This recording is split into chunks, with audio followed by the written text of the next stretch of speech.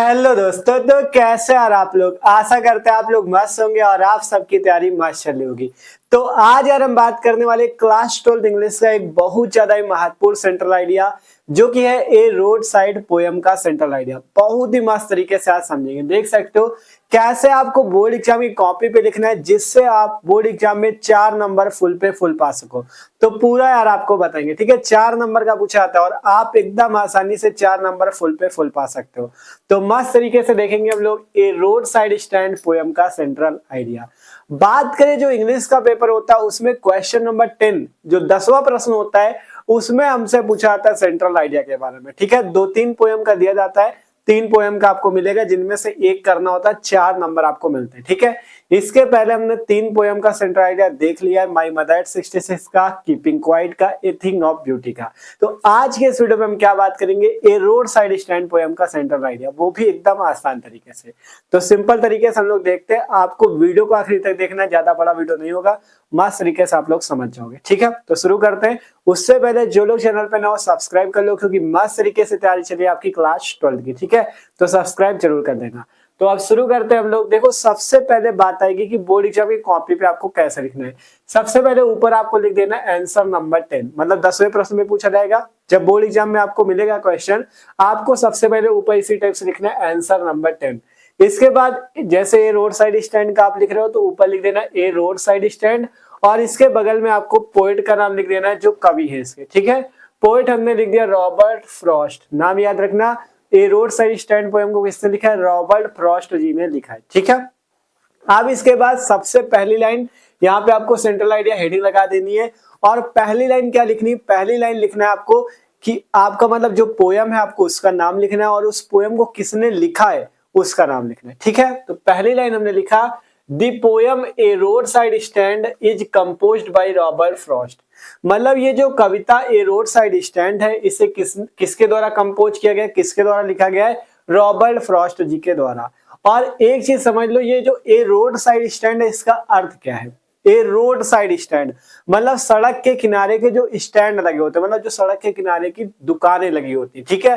तो उसके बारे में ही ये पोयम है। ए रोड साइड स्टैंड मतलब जो सड़क के किनारे की छोटे छोटे स्टैंड होते हैं, छोटी छोटी दुकानें होती है, उसके बारे में यहाँ पे कवि जो हमारे रॉबर्ट फ्रॉस्ट जी, उन्होंने अपने कुछ विचार यहाँ पे बताए हुए, उनको आपको समझना है सिंपल भाषा पे, ठीक है। तो सिंपल से सबसे पहली लाइन हो गई कि the poem A road side stand is composed by Robert Frost. अब इसके बाद इस कविता में उन्होंने क्या बताया वो समझना। यहाँ पे कहा गया इन दिस पोयम, इस कविता में Robert Frost is the witness of pathetic living condition of the poor in rural areas of America, ठीक है। कहा गया इस कविता में, इन दिस पोयम, इस कविता में रॉबर्ट फ्रॉस्ट अर्थात जो कवि हैं, इज द विटनेस मतलब वो गवाह है, ऑफ पैथनिक लिविंग कंडीशन, पैथनिक का मतलब होता है दयनीय, और लिविंग कंडीशन का मतलब रहने की स्थिति, ऑफ द पुअर मतलब गरीबों की, इन रूरल एरियाज, रूरल एरियाज का मतलब होता है ग्रामीण इलाका, रूरल एरिया का क्या मतलब होता है, ग्रामीण इलाका, ऑफ अमेरिका मतलब अमेरिका के। मतलब इस कविता में, इन दिस पोयम, इस कविता में जो आपके कवि हैं रॉबर्ट फ्रॉस्ट, वो क्या है, अमेरिका के रूरल एरिया मतलब अमेरिका के ग्रामीण इलाकों की जो दयनीय स्थिति है, ठीक है, जो रहने की वहां की दयनीय स्थिति है, उसका वो क्या है, गवाह है। मतलब कि जो रॉबर्ट फ्रॉस्ट जी हैं, उन्होंने अमेरिका के जो ग्रामीण इलाके हैं, वहां के जो रोड साइड स्टैंड की दुकानें होती उनको देखा, अर्थात वहां से वो क्या है, उन्होंने ग्रामीण इलाके की उस दयनीय स्थिति को देखा है। तो इसलिए वो क्या है, वहां पे उन्होंने देखा, तो वो एकमात्र वहां के गवाह है। तो वही चीज यहाँ पे कहा गया, इस कविता में रॉबर्ट फ्रॉस्ट जी अमेरिका के ग्रामीण इलाकों में, अमेरिका के ग्रामीण इलाकों में जो गरीबों की दयनीय स्थिति है, ठीक है, गरीबों के रहने की जो दयनीय स्थिति है, वो रॉबर्ट फ्रॉस्ट जी क्या है, उसके गवाह है, उसके एकमात्र विटनेस है, ठीक है। इस कविता में यही बताया गया है कि मतलब जो ग्रामीण इलाकों में सड़क के किनारे जो बेचारे दुकान लगाए रहते हैं, उनके बारे में ही इस कविता में बताया गया, ठीक है। आगे समझना, the poem based on today's miserable condition of the poor villagers who do farming and sell their products sitting at the road side, ठीक है।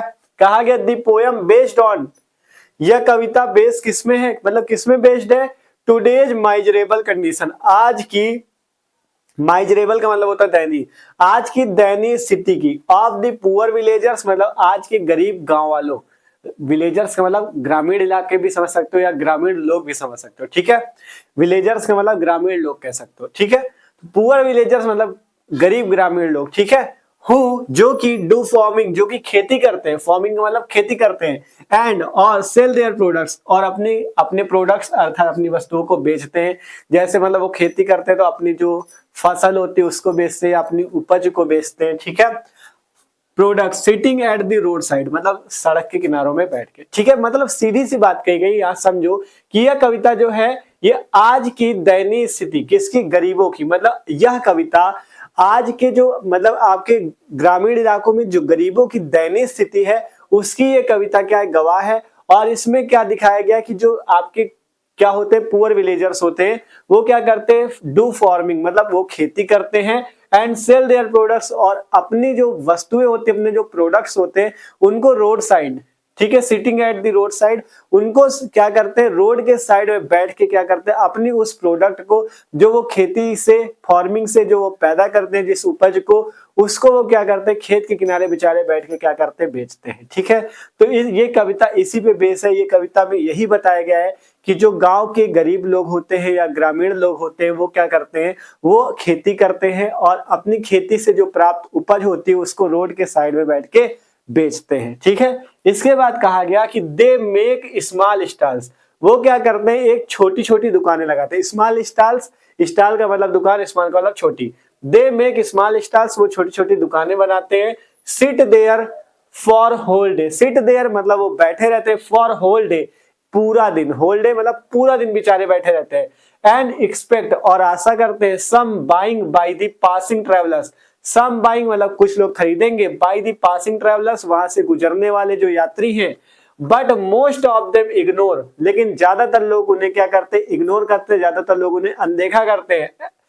एंड डू नॉट स्टॉप और वहां पे नहीं रुकते। मतलब कि कहा गया है कि दे मेक स्मॉल स्टार्स, जो मतलब वहां के गरीब, उन्होंने जो कवि ने, जो हमारे रॉबर्ट फ्रॉस्ट जी हैं, उन्होंने अमेरिका के ग्रामीण इलाकों में जो गरीबों की दयनीय स्थिति देखी, उसमें उन्होंने देखा कि जो बेचारे गरीब लोग होते हैं, जो मतलब गांव के जो गरीब लोगों की स्थिति उन्होंने देखी, उस हिसाब से उन्होंने बताया कि जो गरीब लोग होते हैं बेचारे अपनी फसल को उगाते हैं और उसे बेचने के लिए वो क्या करते हैं, रोड के साइड में स्टैंड में बैठे होते हैं, अपनी छोटी छोटी दुकानें बनाते हैं। कहा गया ना, दे मेक स्मॉल स्टॉल्स, वो अपनी छोटी छोटी दुकानें बनाते हैं। सिट देयर और बैठे रहते हैं, फॉर होल डे पूरा दिन, बेचारे पूरा दिन वहां पे बैठे रहते हैं। And expect some buying by the passing travellers और आशा करते हैं कि कुछ खरीदेंगे, कौन, जो पासिंग ट्रेवलर्स है, जो वहां से गुजरने वाले यात्री हैं, वो उनका कुछ सामान खरीदेंगे। बट लेकिन मोस्ट ऑफ देम, लेकिन ज्यादातर लोग, इग्नोर देम उन्हें इग्नोर करते हैं, उन्हें अनदेखा करते हैं। एंड डू नॉट स्टॉप और वहां पे नहीं रुकते। मतलब कि वो क्या करते, वो आशा करते कि यहाँ से गुजरने वाले लोग क्या करेंगे, उनके सामान को खरीदेंगे और उनका गुजर बसर हो सकेगा। लेकिन ज्यादातर लोग जो होते हैं ना, वो सभी क्या करते हैं, उनको इग्नोर कर देते, उनको अनदेखा कर देते और वहां से गुजर जाते हैं, ठीक है, वहां पे रुकते नहीं है। कहा गया ना, एंड डू नॉट स्टॉप और वहां पे रुकते नहीं है। इसके बाद मतलब कवि को बहुत दुख होता है कि बताओ बेचारे गरीब लोग वहां पे बैठे हुए हैं रोड के साइड में। जब उन्होंने अमेरिका में देखा, ठीक है, रूरल एरियाज पे, ग्रामीण इलाकों में, कि वहां पे लोग, गरीब लोग बैठे हुए हैं, बेचारे किसानी करते हैं, ठीक है, फार्मिंग करते हैं और उससे जो उपज होती है उसको रोड के साइड में स्टैंड में लगा के बेच रहे हैं। लेकिन क्या होता है, लोग जो होते हैं, जो हम जैसे लोग होते हैं या जो आप जैसे लोग होते हैं, देखो ज्यादातर सबको नहीं कहा जाए, मतलब समझ लो कि जैसे कवि ये कह रहा है कि ज्यादातर लोग क्या करते हैं, वहां से गुजर जाते हैं लेकिन बेचारों के सामान को नहीं खरीदते, ठीक है। तो आपको भी ध्यान रखना है कि ऐसे जो आप लोग देख रहे हो, जिनकी लगे आपको दयनीय स्थिति, उनके सामान को खरीद लेना चाहिए कायदे से, ठीक है। तो इस टाइप से वही चीज यहाँ पे बताया गया। इसके बाद कवि भी इससे बहुत ज्यादा दुख है। कवि को भी कहा गया, poet says that the rural people are always fooled by the cunning and rich people. Poet says, कवि कहता है कि जो द रूरल पीपल, जो आपके ग्रामीण लोग हैं, आर ऑलवेज हमेशा, फूल्ड मूर्ख बनाए जाते हैं, बाय द कनिंग अर्थात आपके चालाक, एंड रिच पीपल गरीब, मतलब रिच पीपल मतलब अमीर लोगों के द्वारा। मतलब कहा गया, कवि कहता है कि जो ग्रामीण लोग होते हैं वो हमेशा मूर्ख बनाए जाते हैं, किसके द्वारा, चालाक और अमीर लोगों के द्वारा। मतलब कि कवि कहता है कि जो गरीब लोग या ग्रामीण लोग होते हैं वो हमेशा चालाक और अमीर लोगों के द्वारा मूर्ख बनाए जाते हैं, ठीक है, ये कवि कहता है। फिर क्या कहता है कवि, the poet can not bear the sadness. Bear का मतलब होता है सहन करना, सैडनेस का मतलब दुख। कभी यह दुख सहन नहीं कर सकता, can not bear the sadness, कभी यह दुख सहन नहीं कर सकता।